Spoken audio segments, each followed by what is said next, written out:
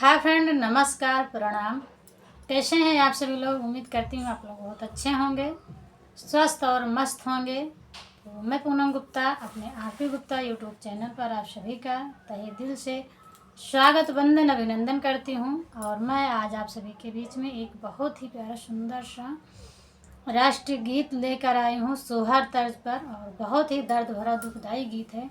तो फ्रेंड, एक बार ज़रूर सुनिएगा इस गीत को और पूरा सुनिएगा, लास्ट तक सुनिएगा तो समझ में आएगा कि गीत का कैसा है और गीत का भाव क्या है। जब पूरा सुनेंगे तभी समझ में आएगा। और बहुत ही प्यारा गीत है।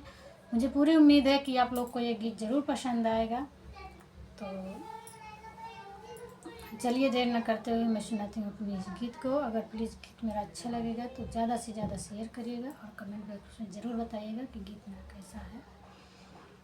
सरहद पे खड़ा दुश्मना वहाँ माई बोलिया बोलाई हो, रामा सिर पर बांधो का फानावा लड़ने हमा जाबई हो, रामा सिर पर बांधो का फानावा लड़ने हमा जाबई हो।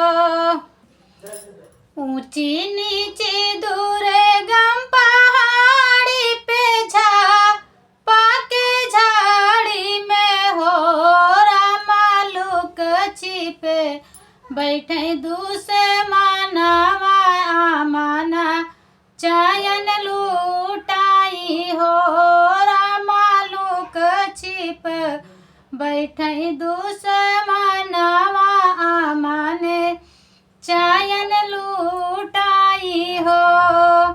गोलिया के चले बाऊ छरिया तो होवे बम्बरिया हो, रामा गूंजे उठे सरया समानवा तो धरती का पाने लागई हो, रामा गूंजे उठे सरया समानवा तो धरती का पाने लागई हो।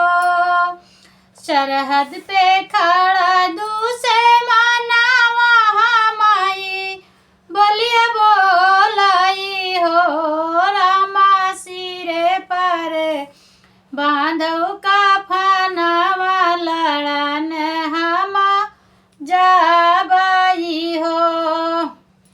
खुनवा कई हो ये फाऊ बारा ललना भुइया लोटाई हो, आई हो के तने कै लूटी गा परानावा का फाना बिना सोई गाए हो, आई हो के तने कै लूटी गा परानावा का फनवा बिना सोई गाए हो।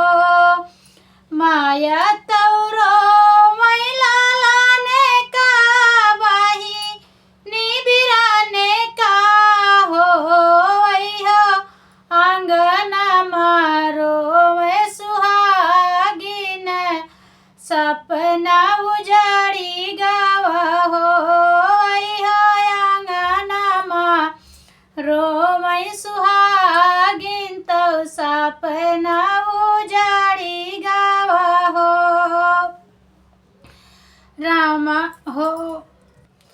रामा दुश्मन कई तोड़ैया भीमानवा आमना चयन लूटाई हो, रामा सिरे पर बांधे का फानावा लड़ना हमा जाबई हो। सरहद पे खड़ा दुश्मना वहाँ माई बोलिया बोलाई हो, रामा सिरे पर बांधे का फाना